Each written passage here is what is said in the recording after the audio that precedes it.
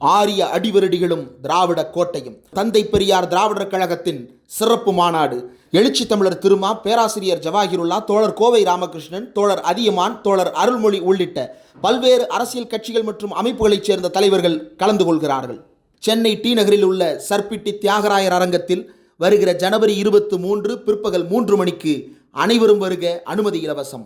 நேயர்களுக்கு வணக்கம். இன்றைய நேர்காணலில் மூத்த பத்திரிகையாளர் திரு ஜென்ராம் அவர்கள் இணைந்திருக்கிறார். அவரோடு பேசலாம். வணக்கம் சார். வணக்கம் சந்தோஷ். தமிழ்நாட்டுல சட்டமன்ற தேர்தலுக்கான களம் சூடுபிடிக்க ஆரம்பிச்சிருக்குது. இன்னைக்கு 2 முக்கியமான நிகழ்வுகள் நடந்திருக்கு சார்.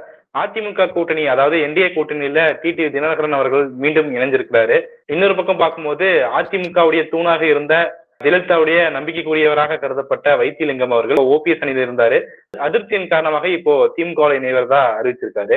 இந்த 2 நிகழ்வுகளை எப்படி பார்க்கலாம் சார்? முதல் கட்டமா டிடிவி தினகரன் அவர்கள் அதிமுகவை சேர்ந்தா அது தூக்கு மாட்டுறது சமம் அப்படின்லாம் பேசியிருந்தாரு. ஆனா இப்ப உடனே சேர்க்கப்பட்டிருக்காரு. பியூஷ் கோயல் தமிழக வருகையில நிறைய மாற்றங்கள் கண்டிருக்குது. எப்படி பாக்குறீங்க சார்? அடிப்படையான மாற்றங்கள் பெரிதாக நடந்ததாக நான் நினைக்கல. ஆனா இதெல்லாம் மாற்றம் தான். நீங்க சொல்ற எல்லாமே மாற்றம் தான். அது எல்லாமே தேர்தல் களத்தை எந்த அளவுக்கு பாதிக்கும் அப்படின்னு பார்த்தா பெரிய அளவுல பாதிப்பை ஏற்படுத்தாத மாற்றங்களாக நான் உணர்கிறேன். ஏன்னா இது இப்போ பாரதிய ஜனதா கட்சி கஷ்டப்பட்டு ஒரு வேலையை செய்துட்டு இருக்குது இல்ல, இந்த பரபரப்பையும் சூழலையும் உருவாக்குவதற்காக ஒரு முயற்சி எடுக்குது இல்ல. அது எல்லாமே என்னன்னா 2019 2021 தோற்று போன திமுகவிடம் தோற்று போன ஒரு அணியை மீண்டும் உருவாக்குவதற்கான முயற்சி தான். தினகரன் மட்டும்தான் வெளியில இருந்தவரை உள்ள கொண்டு வந்திருக்கிறாங்க. 2019 2021 இல்லாத ஒரு மாற்றமாக தினகரனை மட்டும்தான் உள்ள கொண்டு வந்திருக்கிறாங்க. தினகரனுடைய 2019 வாக்குகள் 5.38% வாங்கினாரு. 38 தொகுதிகள்ல போட்டியிட்டு 5.38% வாங்கினாரு. 2024 ரெண்டு இடங்கள்ல போட்டியிட்டு பாரதிய ஜனதா கட்சி கூட்டணியில 0.91% வாங்கினாரு. 2 தொகுதியில தான் போட்டியிட்டோம், அப்ப 38 தொகுதியில போட்டியிட்டோம்னு அவர் காரணம் சொல்லலாம். அது ஒரு காரணமாக அவங்க சொல்லக்கூடும். அது இருக்கட்டும். அந்த 2லயும் ஒண்ணு மட்டும்தான், டிடிவியினுடைய தொகுதி மட்டும்தான் நேரடியான வலிமையான போட்டியாக இருந்தது. திருச்சியா இன்னொன்னு, அந்த தொகுதியில அவ்வளவு தூரம் ஆக்டிவான வேலை நடக்கல அப்படின்னு பார்க்கலாம். 2021 சட்டப்பேரவை தேர்தலில் 165 தொகுதிகள்ல போட்டியிட்டு 2.35% வாக்குகளை வாங்கி இருக்கிறாரு. அப்போ அவருக்கு அந்த 19 இருந்த செல்வாக்கு இப்போது இருக்கிறதா அப்படிங்கிறது ஒரு மிகப்பெரிய கேள்வி. அது போக அவங்க இந்த இடத்துலயும் அந்த சம்மர் சால்ட் இருக்குல்ல, இப்ப 2024 என்டிஏல தான் அவர் இருக்காரு. இப்ப 2025 அதிமுக என்டிஏல சேர்கிறது அப்படின்னு ஒரு தியரியை அவர் சொல்ல முடியும். ஆனா அவரு சொல்லல, அமைதியாக நடக்கிறத வேடிக்கை பார்த்துட்டு இருந்தாரு. என்ன சொல்லியிருக்க முடியும்? நான் இருக்கிற கூட்டணியில, நான் ஏற்கனவே தேர்ந்தெடுத்த ஒரு பாதையில பின்னால அதிமுக இணைகிறது அப்படின்னு சொல்லிட்டு அவரை அங்க ஒரு உறுதியான மனிதராக நிறுத்திருக்கலாம். ஆனா அப்படி சொல்லல அவரு. மாறாக இபிஎஸ் முதலமைச்சராக நீங்க முன்னிறுத்தினீர்கள் என்றால் நான் தேசிய ஜனநாயக கூட்டணியை விட்டு வெளியில போறேன் அப்படின்னு வெளியில போனாரு. Winners never quit, quitters never win அப்படின்னு சொல்லுவாங்கல்ல, அந்த மாதிரி அவர் தேசிய ஜனநாயக கூட்டணியை விட்டு இடத்த காலி பண்ணி கொடுத்துட்டு போயிட்டாரு. இப்ப திரும்ப உள்ள கொண்டு சேர்ப்பதற்கு முன்னால அவர் ஊசலாடுறாரு. சில முதன்மையான கட்சிகள், சில கூட்டணிகள் என்னோட பேச்சுவார்த்தை நடத்திட்டு இருக்குது அப்படின்னு எல்லாம் சொல்லி ஊசலாடுகிறாரு. டிசம்பர் 6ஆம் தேதி அவருடைய வழக்கு, டெல்லி உயர்நீதிமன்றத்தில் இருக்கக்கூடிய வழக்கு தொடர்பான நோட்டீஸ் அவருக்கு திரும்பவும் கையில் எடுக்கிறாங்கன்னு வந்ததுக்கு பிறகு யாரையும் தேர்தல் நேரத்துல யாரையும் எதிரியாக பார்க்க வேண்டியதில்லை, யாரையும் துரோகியாக பார்க்க வேண்டியதில்லை அப்படின்னு எல்லாம் சொல்ல வேண்டிய ஒரு கட்டாயத்துக்கு உள்ளாகிறார். அது மகிழ்ச்சிக்குரியது இல்லை. ஒருவரை துன்பப்படுத்துகிறோம்னு சொல்லி ஒருவர் கையை முறுக்கி ஒரு வேலையை செஞ்சு வாங்கும் போது கையை முறுக்கி கஷ்டப்படுபவரை பார்த்து மகிழக்கூடிய மனநிலையில அந்த விஷயத்த நான் கோட் பண்ணல. ஆனா அப்படித்தானே நடக்குது. ஸ்டாக்ஹோம் சிண்ட்ரோம் அப்படின்னு உளவியல்ல ஒண்ணு சொல்லுவாங்க. அதாவது யார் உங்களை கடத்திட்டு போய் வச்சிருந்து துன்பப்படுத்தி உங்களுக்கு வாழ்க்கையில பெரிய பெரிய நெருக்கடிகளை எல்லாம் கொடுக்கிறாரோ, அவங்க மேல உங்களுக்கு ஒரு காதல், அன்பு, அவர்களுக்கு ஆதரவு அப்படிங்கிற உணர்வு உங்களுக்கு வரும். உங்களை காப்பாற்ற முயற்சி செய்யறவங்க மேல வராது. அவங்க மேல உங்களுக்கு வரும்.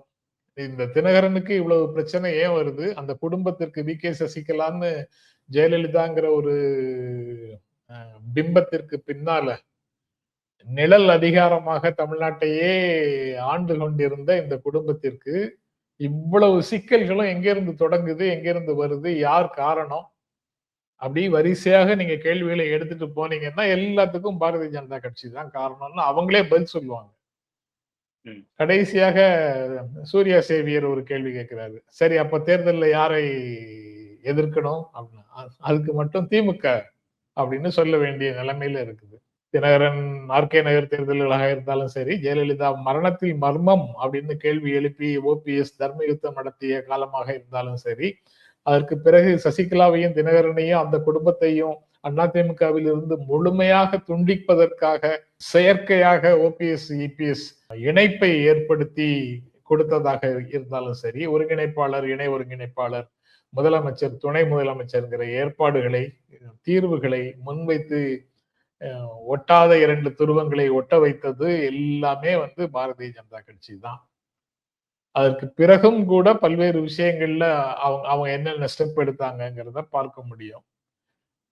இருந்த போதிலும் கூட அவர்களுடைய கண் அசைவுக்காக எல்லா வேலைகளையும் செய்யக்கூடிய இடத்துலதான் தினகரன் இருக்கிறாரு அப்படிங்கிறத இந்த முடிவு காட்டுது. அவ்வளவுதான். அதுக்கு மேல அது பெரிய செய்தியாக எப்படி பாக்குறது? இது 2021 தோற்ற கூட்டணியை இவங்க திரும்பவும் உருவாக்குறதுக்கு முயற்சி செய்திருக்கிறாங்க. இல்ல சார், நீங்க வாக்கு சதவீத அடிப்படையில் அப்படி சொல்றீங்க. ஆனா அதே சமயம் பார்க்கும்போது அதிமுக பலரும் எழுதுறது என்னன்னா, ராமநாதபுரம் தொகுதியாகட்டும் இல்ல தஞ்சாவூர் பகுதியாகட்டும் எல்லாமே இப்போ கொஞ்சம் ஸ்ட்ராங் ஹோல்டா மாறுது. ஏற்கனவே பாமக வந்திருக்கு, அது நார்த் சைடு பாத்துக்கும். இது இந்த பக்கம் டெல்டா பக்கம் டிடி தினகரன் வந்திருக்காரு. அது ஓட் பர்சன்டேஜா கன்வெர்ட் ஆகலாலும் கட்சியர் மத்தியில ஒரு பாசிட்டிவ் அப்ரோச்சை கொடுக்கும், அவங்க பாசிட்டிவா செயல்படுறதுக்கான ஒரு ஊக்கத்தை கொடுக்கும் அப்படிங்கிற வார்த்தை வைக்கிறாங்கல்ல, அதை எப்படி பாக்குறீங்க? அது சாத்தியம் ரொம்ப ரொம்ப அவங்க பாசிட்டிவாகத்தான் அதை பத்தி பேசி ஆகணும். ஆனா களத்துல உண்மையான நிலைமை அப்படி இருக்குதா அப்படிங்கறதையும் நம்ம யோசிச்சு பார்க்கணும். இந்த 2021க்கும் 2026க்கும் இடையில much water has flown under the bridge. ஏராளமான மாற்றங்கள் வந்திருக்குது. அதே மாதிரி இல்ல 2021 இருந்த திமுக இல்ல இப்போ டெல்டா மாவட்டத்துல. 2021லயே திமுக அங்க ஸ்ட்ராங் தான், கூட்டணி கட்சிகளும் அங்க ஸ்ட்ராங் தான். 26ல அதை விட பல மடங்கு ஸ்ட்ராங் இப்போ. அதனால உறுதியான போட்டியை கொடுப்பதற்கே அவங்க இவ்வளவு வேலையையும் செய்துதான் ஆகணும். அதைத்தான் அவங்க செஞ்சிட்டு இருக்கிறாங்க. ஃபேஸ் சேவிங்க்கு தான் அவங்க செஞ்சிட்டு இருக்கிறாங்க. அது போக 26ல இன்னொரு முக்கியமான டெவலப்மெண்ட், இப்ப நாம் தமிழர் மட்டும் 3ஆவதாக வெளியில இருக்குல்ல, டிவிகே 4ஆவதாக வெளியில இருக்குது. டிவிகேயும் தீவிரமாக திமுக எதிர்ப்பு பேசக்கூடிய கட்சியாக இருக்குது. அதனால டிவிகேயினுடைய வாக்குகள் பெரும்பாலும் திமுகவுக்கு எதிரான வாக்குகளாக இருப்பதற்கான வாய்ப்புகளே அதிகம். அப்படின்னா மீண்டும் அந்த தேசிய ஜனநாயக கூட்டணி, அதிமுக தலைமையிலான தேசிய ஜனநாயக கூட்டணி, நாம் தமிழர் அப்படின்ற வாக்குகள்ல இருந்து தான் சைசபிள் வாக்குகள் டிவிகேக்கும் வர முடியும். திமுக கட்சியில இருந்தும் திமுகவினுடைய கூட்டணி கட்சிகள்ல இருந்தும் ஒரு சில வாக்குகள் போகலாம். திரைப்பட ரசிகர்கள் மனநிலையில இருக்கக்கூடியவர்களுடைய வாக்குகள் போகலாம். ஆனா இங்கிருந்து இப்ப திமுக கூட்டணியிலிருந்து போகக்கூடிய பெர்சன்டேஜை விட அதிமுக சைட்ல இருந்து போகக்கூடிய அந்த கூட்டணி சைட்ல இருந்து போகக்கூடிய வாக்குகள் தான் ரொம்ப அதிகம். அது போக நீங்க பாமக அந்த இடத்துல இருக்குன்னு சொன்னீங்க, அந்த கூட்டணியில இருக்குன்னு சொன்னீங்க. அது முழுமையானதாக இல்ல. மக்களுக்கு தெரிந்த முகமாக பாமகல இருக்கக்கூடிய டாக்டர் ராமதாஸ் இன்னும் அந்த கூட்டணிக்குள்ள போய் சேரல. ஒரு வேளை சேரக்கூடும் அல்லது சேராமலும் இருக்கலாம். அது என்ன செய்ய போறாருன்னு தெரியல.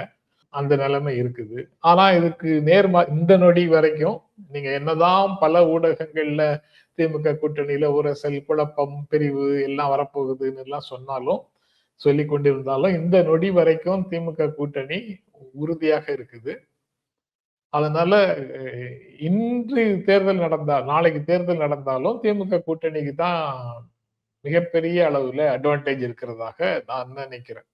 வைத்திலிங்கம் போன்றவர்கள், இப்போ ஓபிஎஸ், இதெல்லாம் அதிமுகவினுடைய ஓட் பேங்க் தானே. இதெல்லாம் ஏற்கனவே நாம பேசும்போது பேசியதை போலதான் திரும்பவும் பார்க்க வேண்டியது இருக்கு. அந்த அதிமுகங்கிற மைண்ட் செட் வந்து இப்போ அதிமுகவாக கட்சி இல்லை. அது அது ஒரு சர்வாதிகார கட்சியாக மாறி இருக்கிறது, அல்லது மேற்கு மண்டல கட்சியாக மாறி இருக்கிறது, அல்லது பாஜகவின் ஊதுகுழலாக மாறி இருக்கிறது. திராவிட இயக்கத்தின் நீட்சியாக அந்த கட்சி இல்லைங்கிற உணர்வு வந்து அங்கு அதிகமாகிட்டே இருக்குது. அதனுடைய வெளிப்பாடுதான் இபிஎஸ் தலைமைக்குள்ள இருக்கிறவங்க இன்னும் பெரும்பாலும் தலைவர்களாக நிர்வாகிகளாக இருக்கிறவங்க வரலங்கிறது ஒரு பக்கம் இருக்கு. ஆனாலும் ஓபிஎஸ் கூட இருந்தவங்க எல்லாருமே கிட்டத்தட்ட ஒவ்வொரு பக்கம் போறாங்க. ஒரு 1-2 பேர் டிவிகே பக்கம் போயிருக்கிறாங்க. மனோஜ் பாண்டியன், சுப்புரத்னம், இப்போ வைத்திலிங்கம் எல்லாரும் திமுகவோடு வந்து சேர்ந்திருக்கிறாங்க. திமுக பக்கம் வர்றவங்க மட்டும் வெறுங்கையை வீசிட்டு வர்றாங்க, என்டிஏல போய் சேர்றவங்க மட்டும் கை நிறைய வாக்குகளை அள்ளிக்கொண்டு போகிறார்கள்னு ஒரு தியரிய மீடியா முன்வைக்குமான்னு எனக்கு தெரியல. அங்கிருந்து இங்க வர்றவங்களுக்கும் அந்தந்த தொகுதிகள்ல, அந்த வட்டாரத்துல 2-3 தொகுதிகள்ல அல்லது 4-5 தொகுதிகள்ல அவங்களால இன்ஃபுளுன்ஸ் பண்ண முடியும் தானே. அந்த மாதிரியான ஒரு இடத்துல இருந்தவங்களாகத்தான் அவங்க இருக்கிறாங்க. ஒரு நாடாளுமன்ற தொகுதியில செல்வாக்கு செலுத்தக்கூடிய அளவுக்கு இல்லாதவர்களாக இவங்க யாரும் இருக்காங்கன்னு நான் நினைக்கல. அந்தந்த டெல்டா மாவட்டத்துல நீங்க குறிப்பிட்டதின்படி அதுல வந்து டிடிவி உள்ள வந்திருக்கிறாருன்னா வைத்தியலிங்கம் வெளியில போயிருக்கிறாருங்கிறது ஒரு செய்தி தான் அங்க. அது போக தினகரனும் எடப்பாடி பழனிசாமியும் ஒரே கூட்டணியில் கைகுலுக்கி கொண்டார்கள் என்பதாலேயே வாக்குகள் வந்து அப்படியே கொட்டி குவிந்திராது. அது பீகார்ல 2020 நடந்த தேர்தலை போன்றது ஒரு விளைவைத்தான் பாஜக இங்கு விரும்புகிறதோ அப்படிங்கிற எண்ணத்தை உண்டாக்குது. அது என்னன்னா, சிராக் பாஸ்வான் என்டிஏ கூட்டணிக்குள்ள இருந்தாரு, ஆனா நிதிஷ்குமாரை தீவிரமாக எதிர்த்தாரு. அதனால அவர் என்ன பண்ணாரு, என்டிஏக்குள்ள பிஜேபி போட்டியிடும் தொகுதிகள்ல பிஜேபியை ஆதரிச்சாரு. ஆனா நிதிஷ்குமார் போட்டியிடும் தொகுதிகள்ல நிதிஷ்குமாருக்கு எதிராக வேலை செஞ்சாரு, அவர் கேண்டிடேட் போட்டாரு. இப்போ எடப்பாடி பழனிசாமிக்கு எதிரான உணர்வு கொண்டவர்களாக அமமுகல இருக்கக்கூடிய நிர்வாகிகள் இருக்காங்க. அவங்களுக்கு வந்து என்டிஏ கூட்டணி வழியாக ஒரு உறவு அப்படிங்கிறது அந்த நிர்வாகிகளுக்கு முக்கியமானது இல்லை. அவங்களுக்கு தேவையானது அதிமுகல உள்ள சேர்ந்து அவங்களுக்கு உரிய இடம், மீண்டும் அவர்களுக்கு பழைய இடங்கள் வேண்டும்ங்கிறது தான் அவங்களுடைய, இழந்த இடத்தை பிடிக்கணுங்கிறது தான் அவங்களுடைய எண்ணம். அதற்கு எடப்பாடி பழனிசாமி கேட்ட பெருசா போட்டு சாத்தி இருக்கிறாரு, பூட்டு போட்டு பூட்டி இருக்கிறாரு. இல்ல சார், அதுக்கான சமிக்கையும் தெரியுதுதான் சார் பார்க்க முடியுது இன்னைக்கு. இப்போ பாத்தீங்கன்னா 2 பேருமே முரண்டு குடிச்சிட்டு இருந்தாங்க. அவர் இவரை முயற்சிக்கிறது, அவர் பேசுறதுன்னு சொல்லி பார்த்துட்டு இருந்தோம். இன்னைக்கு சேர்ந்த பொழுது 2 பேருமே ட்விட்டர்ல மென்ஷன் பண்ணி வரவேற்றுக்கிறாங்க. நம்மளுடைய ஒற்றை இலக்கு திமுக தோற்கடிக்கிறது தான், தமிழ்நாட்டை காப்பதுதான் அப்படின்னு சொல்லி வரவேற்கிறத பார்க்க முடியுது. அப்போ அங்க ஒரு இணக்கம் ஏற்படும்ன்ற வாய்ப்பு இருக்குல்ல. முன்னாடிதான் அப்படி இருந்தாங்க. அதான் இந்த மாதிரி இணக்கத்தை நீங்க தலைவர்கள் வெளியில் காட்டிக் கொள்ளலாம். ஆனா மக்கள் மத்தியில, உங்களை ஆதரிக்கக்கூடிய மக்கள் மத்தியில அந்த உணர்வு உடனே வருமாங்கிறது ஒரு பெரிய கேள்விதான் அப்படின்னு சொல்றேன். ஏற்கனவே அவங்க அமமுக கூட்டிய மாவட்ட செயலாளர்கள் கூட்டத்திலேயே இந்த சிக்கல்கள் எழுந்தன. எடப்பாடியோட எந்த விதத்திலையும் தொடர்பு கொள்ள வேண்டாம் அப்படிங்கிறது அவங்களுடைய பெரும்பான்மையான மாவட்ட செயலாளர்களுடைய நிலைப்பாடாக இருந்ததுங்கிறது தான் அது முடிந்த உடனே கிடைத்த செய்தி. அவங்களுடைய மனநிலையில மாற்றம் வராது. எல்லாரும் எதுக்காக மௌனமாக இருப்பாங்கன்னா, டிடிவிக்கு ஒரு நெருக்கடி, பர்சனலா ஒரு நெருக்கடி இருக்குது. அந்த நெருக்கடிக்காக அவர் ஒரு வேளை முடிவெடுத்திருந்தார் என்றால், நாம டிடிவியை நேசிக்கிறோம், அதனால அந்த முடிவை நம்ம வந்து கிரிட்டிசைஸ் பண்ண வேண்டாம். ஒத்துப்போக முடிந்தவர்கள் அதோட ஒத்து போயிருவாங்க, சைலண்டா இருப்பாங்க. மாறாக இதையே ஏற்க முடியாதவங்க, இபிஎஸோட சேர்ந்து வேலையே செய்ய முடியாதுன்னு ஒரு உணர்வோட இருக்கக்கூடியவங்க வைத்தியலிங்கத்தை போல திமுகவினுடைய கதவுகளை தட்டுவார்கள் அப்படின்னும் நான் எதிர்பார்க்கிறேன் அடுத்து வரும் நாட்கள். இல்ல சார், ஏற்க முடியாதுன்றவங்க எப்படி பாயிண்ட்டுக்கு வரீங்க சொல்ல முடியுமா? ஏன்னா அமமுக இருக்கிறவங்களுக்கும் அதிமுகவோட சேர்ந்து பணியாற்ற வேண்டும், அந்த கட்சியில போய் இணையணும், அந்த கட்சியை ஒன்னா சேரணும் அப்படிங்கிறது அவங்களுடைய ஆசையாவும் இருக்கும்ல. அதுக்கான ஒரு வாய்ப்பு இங்க அமைஞ்சிருக்குல்ல. இப்போ அதிமுகல தான் அவங்க இருந்தாங்க. அதிமுகல இருந்த அவர்களை இதுவரை பந்தாடியது யார்? நீங்க வந்து ஜெயலலிதா மறைவுக்கு பிறகு சில காலம் கழித்து சசிகலா முதலமைச்சராக வேண்டும்னு தமிழ்நாடு சட்டப்பேரவை உறுப்பினர்கள் தேர்ந்தெடுத்தாங்க. சசிகலாவை அந்த பதவியில் அமர விடாமல் கவர்னர் ஓடி போயிட்டாரு பாம்பேக்கு. பதவியேற்பு இங்க இருந்தா பதவியேற்பு செய்தாகணும்னு சென்னையை விட்டு வெளியில மகாராஷ்டிராவுக்கு திரும்ப போயிட்டாரு, சொந்த வேலையாக போயிட்டாரு. சசிகலா சிறைக்கு போகும் வரைக்கும், வழக்குல தீர்ப்பு வந்து சிறைக்கு போகும் வரைக்கும் அவர் சென்னைக்கே திரும்பி வரல. யார் காரணம்? இது தற்செயலா நடந்த நிகழ்வா? அடுத்த சில நாட்களில் ஒரு தீர்ப்பு வர இருக்கிறது, அதை பார்த்துட்டு தான் பதவியேற்பு செய்ய முடியும் அப்படின்னு இங்க பொது வெளியில பேசியவர்கள் இருக்கிறாங்க. அதை ஜஸ்டிஃபை பண்ணவங்க இருக்கிறாங்க. அதனாலதான் கவர்னர் அங்க போயிருக்கிறாரு, இங்க பதவியேற்பு நடக்காது அப்படின்னு சொன்னவங்க இருக்கிறாங்க. அந்த பீரியட்ல தான் ஓபிஎஸ் வந்து தர்ம யுத்தமும் நடத்தினார். இதுக்கு பின்னால தர்ம யுத்தத்தை நடத்துங்கள் என்று அவருக்கு ஆலோசனை சொன்னதும், அவருக்கு நெருக்கமாக இருந்து இதையெல்லாம் செய்ததும் பாரதிய ஜனதா கட்சியை சார்ந்தவர்கள் தானே. கட்சி உறுப்பினர்களாக இல்லாம இருக்கலாம், ஆனா திங்க் டேங்காக பாஜகவுக்கு உதவி செய்து கொண்டு இருப்பவர்கள் தானே அது.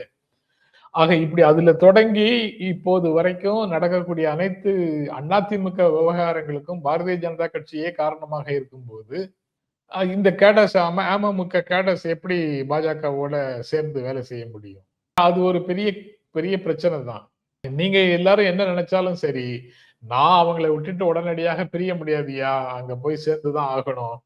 அதனால நீக்கு போக்கா நடந்துக்குங்க, வாங்க அட்ஜஸ்ட் பண்ணிட்டு போய் சேருவோம் அப்படின்னு தான் டிடிவியால பேச முடியுமே தவிர, திமுகவை வீழ்த்த வேண்டும் அப்படிங்கிற நோக்கத்திற்காக அவங்களோட போய் சேர போறோம் அப்படின்னு எல்லாம் சொல்லவே முடியாது. அது போக இன்னொரு பெரிய மோசடி ஒண்ணு நடக்குது இல்ல.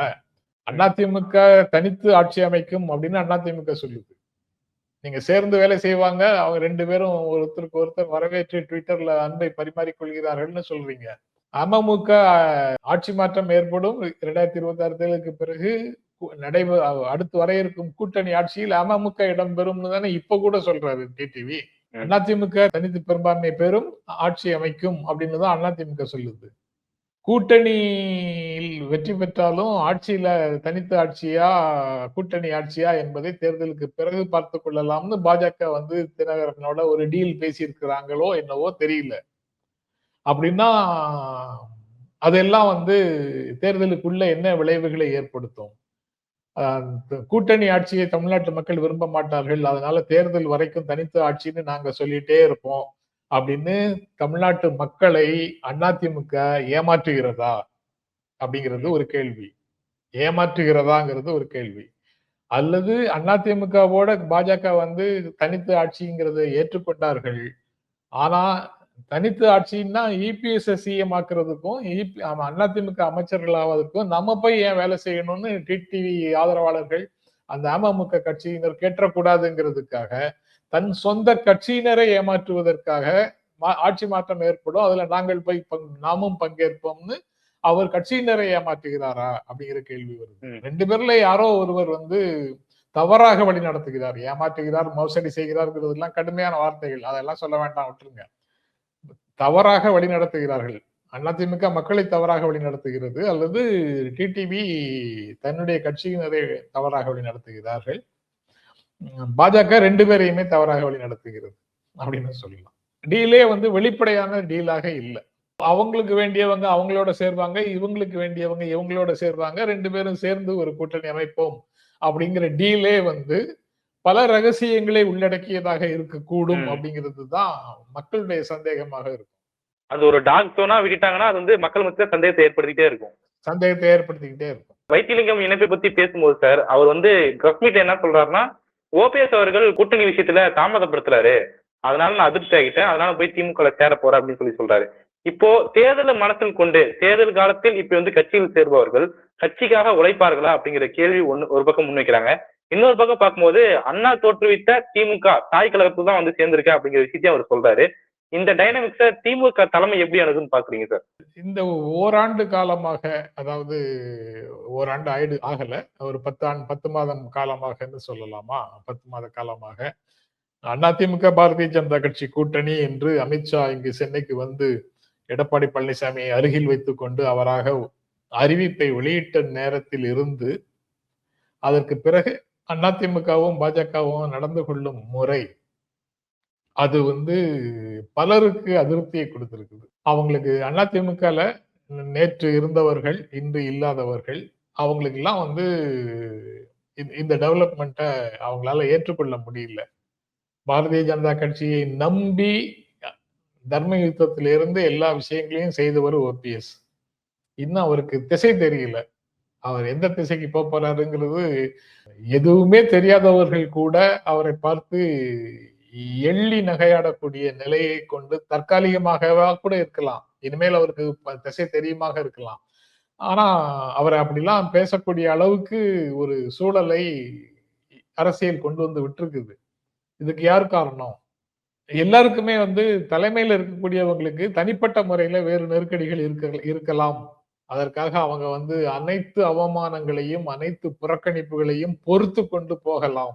ஆனா அவங்களுடைய ஃபாலோயர்ஸால அப்படி செய்ய முடியுமா? அப்படிங்கிறது மிகப்பெரிய கேள்வி. அவங்களால அப்படி இருக்க முடியல. இல்லடா மனோஜ் பாண்டியனும் வைத்தியலிங்கமும் தானே இடதுகரமாகவும் வலதுகரமாகவும் ஓபிஎஸ்க்கு இருந்தவங்க. பண்ருட்டி ராமச்சந்திரன் சில காலத்துக்கு முன்னால என்ன சொன்னாரு? அதுக்கு நேர் மாறாக இப்ப நடந்து கொண்டிருக்கிறது. அப்படின்னா இது எங்க போய் நிற்கும்? மீண்டும் ஒரு சுயேட்சை சின்னத்துல அதிமுக தலைமையிலான ஒரு கூட்டணியில ஒருவர் மட்டும் போட்டியிட மற்றவர்கள் ஒதுங்கி இருக்கக்கூடிய ஒரு சூழலுக்கு போகுமா? நாடாளுமன்ற தேர்தல்னா பரவாயில்ல, அதை பொறுத்து கொண்டார்கள். சட்டப்பேரவை தேர்தல்லையும் அப்படித்தான் இருப்போம்னா அதை எப்படி பொறுத்துக்க முடியும்? அவங்க ஆதரித்த ஒரு தலைவருடைய கேரியர் போகுது, பொலிட்டிக்கல் கேரியர் போகுது. அதே போல தங்களுடைய பொலிட்டிக்கல் கேரியரும் போகுது அப்படிங்கிற சிக்கல் அதுக்குள்ள வருது. அதனால அவங்க அவரவர்கள் பாதையை தேர்ந்தெடுக்க வேண்டிய ஒரு இடத்துக்கு போறாங்க. தேவர் திருமகனார் ஜெயந்தியில 3 தலைவர்கள் சந்திச்சு பேசினாங்கல்ல, அன்றைய செய்திகளை பரபரப்பாக்குனாங்கல்ல. 3 பேரும் ஆளுக்கு ஒரு திக்குல நிக்கிற மாதிரி தானே இருக்கு. ஓபிஎஸ் இன்னும் போல. ஓபிஎஸ் அந்த இடத்துலயே இருக்கிறாரு. செங்கோட்டையன் டிவிகேக்கு போயிட்டாரு, இவர் என்டிஏக்கு போயிட்டாரு. ஒருவேளை இதைத்தான் அவங்க பேசினாங்களான்னு தெரியல. அப்போ ஓபிஎஸ் திமுக பக்கம் போயிடுவாராங்கிறது ஒரு கேள்வியாக நிக்குது.